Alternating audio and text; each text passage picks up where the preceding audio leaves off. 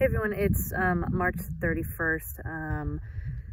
Kicking off part 2 of lambing. We had a lamb go in, we had a ewe go into labor with a lamb after sunset. And, you know, we've been running around checking on her and everything. And so far she's got 2 on the ground. One of them looks like a little panda, it's black and white. And then the other one is white.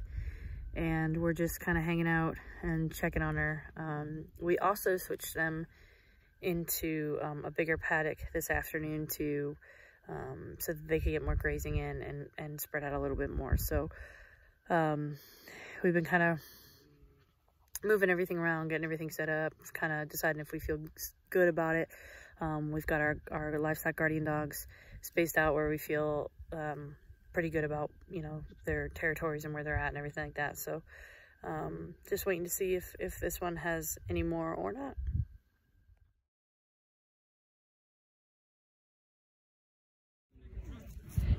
All right, people, I just had to pull my first lamb out. This little guy was stuck with one leg and a head out for probably about 45 minutes. So just pulled my first lamb. This one was born this morning too. She had that one fine, but not this one, so.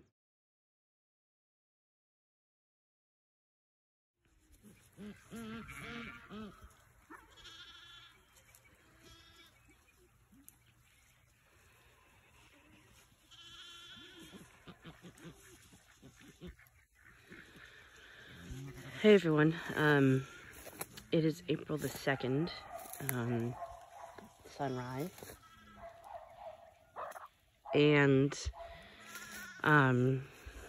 yesterday we haven't had any new lambs since Friday, but we ended up losing one lamb yesterday, and we're not, you know, we tried everything that we could to save the little guy, and we're not sure what got him, but he passed away, so that was sad. He's one of our triplets. One of the sets of triplets is now obviously there's just 2 of them. So that was a little upsetting. You know, we were riding that high of things are going really well, Mama's doing really good, and it's not that his mama didn't do well. Just, we're not sure if he ate something he shouldn't have had or anything like that. But obviously we've been a little more cautious with him since he had passed yesterday. We've, you know, been staying outside, watching them, see what they eat, see if something got into them, see what it is. Problem is, there's just so many different things that could have been. So we haven't decided if we're going to send him off yet for the neocropsy or not. We'll just see what, we'll just have to make that decision relatively soon, obviously. But he passed away around 4 o'clock yesterday afternoon, so. But this morning, bright and early, came out, checked all the lambs, checked the mamas, no new lambs. Everybody's up and moving and running and playing, and so I'm feeling pretty good about the group and where they're at, so.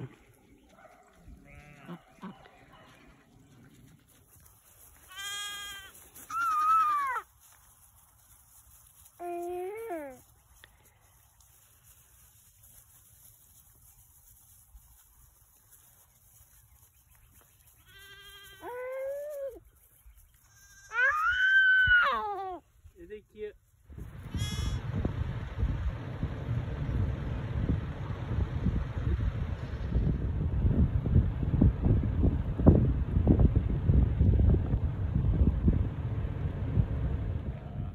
Hey everyone, it's been a while since we've videoed anything. We had a couple days where nobody lambed, and then this morning we woke up to 5 new lambs after the storm last night.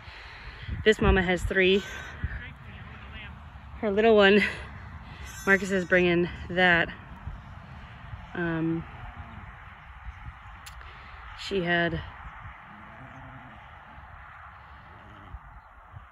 a boy and 2 girls. And then one of our other mamas, who went and hid, had a boy and a girl. So 5 new lambs today. See this guy.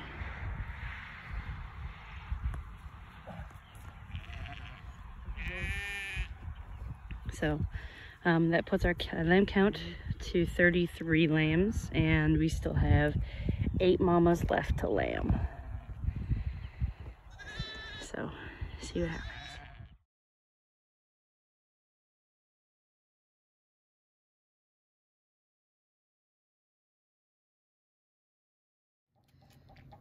Hey everyone, this is one of the triplets that was born this morning. His mama didn't take him, so here we are with our bottle baby, and he's doing pretty good.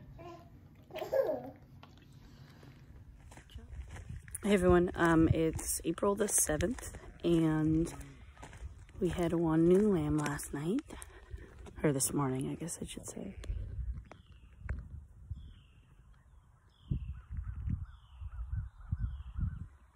So 1 new one, kind of excited. I didn't get over, he was born this morning, or it was born this morning, so I haven't been able to go over and check to see what it is, and to obviously check in on Mama. We call her Big Woolly. Hey everyone, Delaney and I decided to take a stroll up today. We had one of our ewes lamb last night, probably, before sunset. So they were dry and happy and healthy by sunset and everything like that. So I didn't get to get pictures or video of them yet. So Delaney and I decided to come up. It's so sunny, it's so beautiful right now, and take a stroll and check in on our amazing little sheepies and their lammies. And they're all doing really, really well. Our bottle baby is doing really well. I'll get you some video of him in a little bit. He's doing really, really good. He's drinking about 8 ounces every 4.5 hours. So he's doing really, really well. He's getting used to being inside and everything. And when you think about it, we're really lucky. We've been kind of spoiled. Thankfully, the mamas have done a really good job. That's the first baby that wasn't, the mamas didn't take, and he's part of a triplet set, so it's not too surprising that happened. But so far, we've been really lucky. We're looking at I only had to help one lamb, and the mama, and then just this one bottle baby so far. So things are looking pretty good. We've got 36 lambs right now. 20 of those are ram lambs, and we still have 7 mamas left to lamb. So we're doing pretty good. But here, I'll just give you a little sneak peek of them running around playing. We actually just moved them to this grass yesterday, and it'll be about done today. What we'll do is we'll clean this all up tonight and get them a new paddock for tomorrow. So.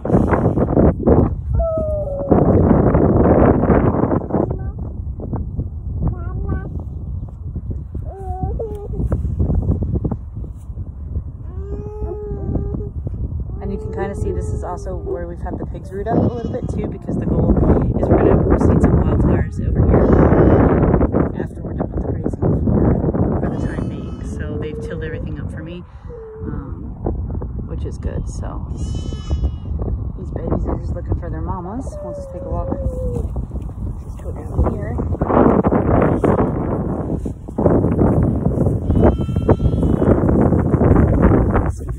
Those 2 new babies. They're black and white. They're really pretty. They all have such different markings. It's been so much fun just seeing them, because even though, we have a couple of all white ones, but then they've got these really pretty little brown spots on some of them, or these little pink noses or little pink ears. So it's really, really cute. There's the new ones. They're hiding behind this other ewe though, so you're not going to be able to see them right off the bat. See if I can get them to move a little bit here. It's a little bumpy, pushing a stroller, sorry. So, not trying to make anybody seasick. See, there they are. To the left of the screen. The white butt and the white tail. Those are our 2 new ones. It's a boy and a girl. Here are some of our other ones. Just laying down. relaxing. They're on the move now because we're bringing a stroller. They're obviously not used to seeing a stroller. So yeah, still 7 mamas left to go. So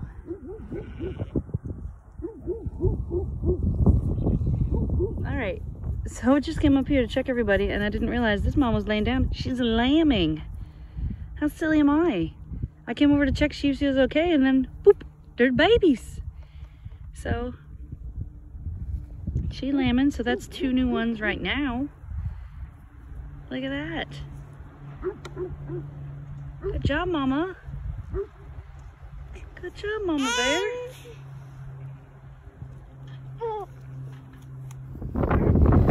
It's April 10th. We dropped 6 lambs this morning. We have 2 ewes left to lame. Right out in the field right now to check belly buttons and to see what our numbers are looking like.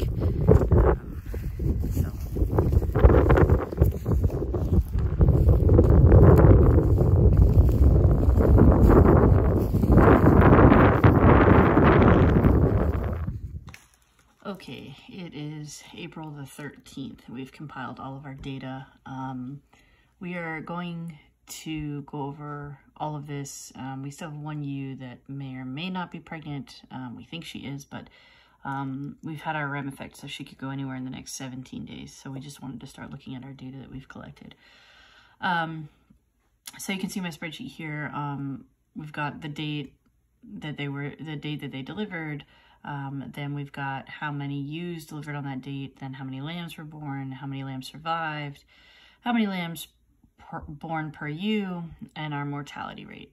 All right, so what we think happened early on this first date, on the 23rd, we had 1 mama lamb. She had 2 lambs. 1 was a stillborn. And he passed away a couple days later. So, you know, that's why we get the data on the 25th that we've had 1 mama go, but no surviving lambs, which means we had 100% mortality at that point. Looking back at the data, we do think that she was an outlier because she was not in the best health when we got her. We nursed her back. We had worked really hard with her. And we think that hers were delivered early, and they were very weak to begin with, so we were trying as hard as we could. So we think that hers were an outlier. The cool thing is that our data shows, and I'm going to go through that graph with you as well, that we did have our REM effect. So after she delivers, a couple days later, on the 26th, we start delivering our lambs. And so on the 26th, we had 2 mamas go. They gave us 5, so we had triplets and a twin set. 5 survived, so that data put us at 2.33 lambs born per ewe, and then obviously it brought down our mortality rate to 29%. So you can see that as this goes through all of our data, what we've got is we've had 24 lambs deliver.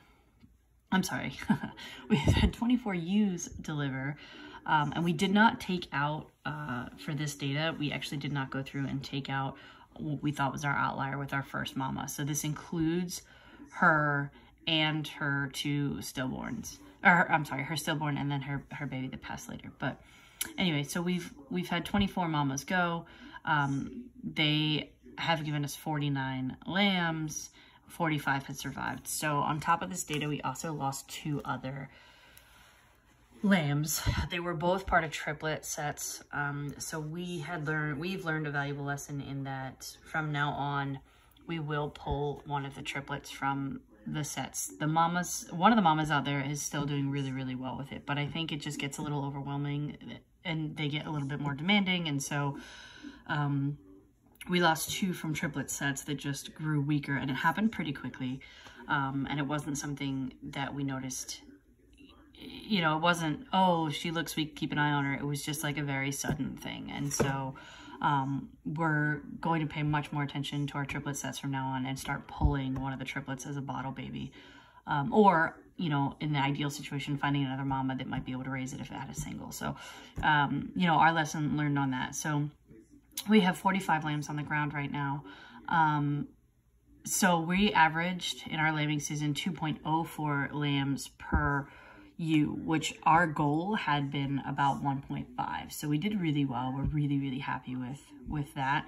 And our mortality rate is at 8.16%. Now we still have a couple hills to climb in terms of, you know, obviously they need to keep living, they need to keep doing well. But as of right now, things are looking well. We're just going to obviously keep rotating them, keeping an eye on them, making sure that they have the things that they need. What our data tells us with the 2.04, our goal was 1.5, is that our inputs worked really well. So as you know, from following our YouTube and everything like that, we're big believers in rotational grazing. We're big believers in free choice mineral. We don't keep them in an area too long. You know, through the winter, we were doing our best with whatever we had left on forage. And then we started feeding hay. We obviously supplement a little bit through the winter months with some pellet feed just to try to help balance things out in their diet. But we feel that all of our inputs and the things that we have been doing have really benefited our ewes because they've done really well. Now, the other obviously big factor is that our ram did a really good job. And so we knew going into this that our ram was at a really ideal weight and body condition. Our ewes were at pretty good body condition. You know, the mama that lost both of hers, she was the one that we were worried about all along. And so we knew that she could potentially be a problem. But overall, we're really satisfied with how our mamas have done through the course of all of this.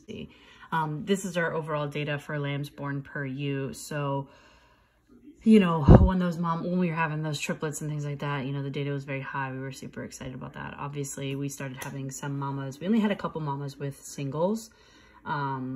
And then you have obviously a lot of mamas that twinned.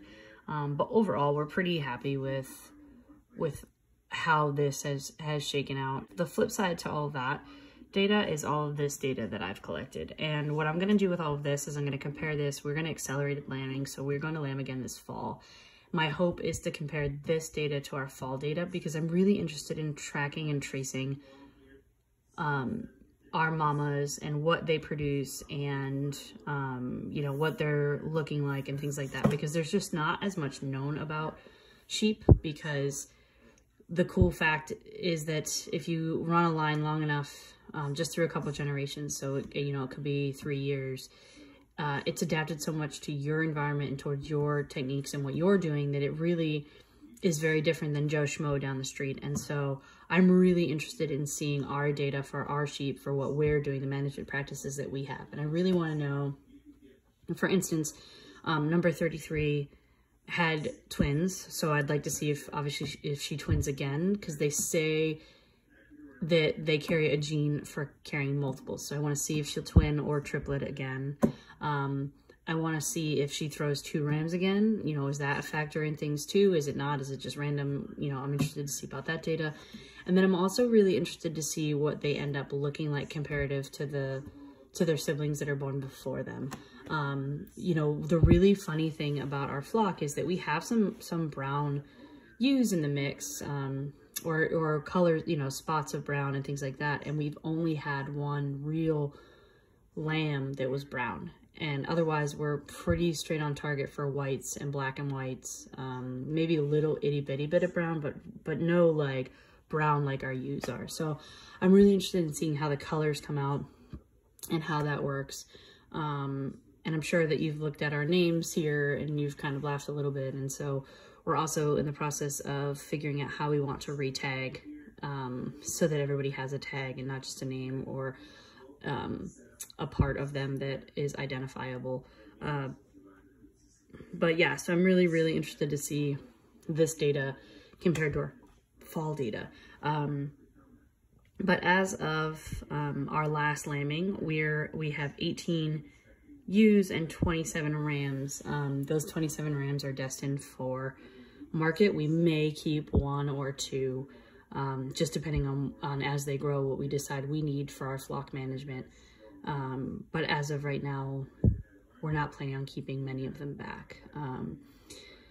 So a lot of people ask us what we're going to do with them, and what our plan to do with them is to take to market. and have them processed. So there's a processor near us that we've already obviously touched base with and we have a plan for. And they're going to help us process our food. And that's a end of June. We'll be taking our rams there at the end of June. And then we're also keeping some back for some people want to buy them and raise them on their own. So we've got that group. And then, yeah, between those two, that's kind of what we're looking at. But that's our data from this lambing cycle. You know, we were super excited about how everything has panned out, what we've done, what they're doing, and how they're working out. And we're excited to see what the future holds for our breeding program and for our flock. So if you have any questions, just feel free to ask them and let me know, and hopefully I'll have the answers for you. But overall, that's how our 2022 lambing season is gone. You know, we're onward to other things now. Just hoping to get these babies big and strong and keep them healthy. They're doing really well. So thanks.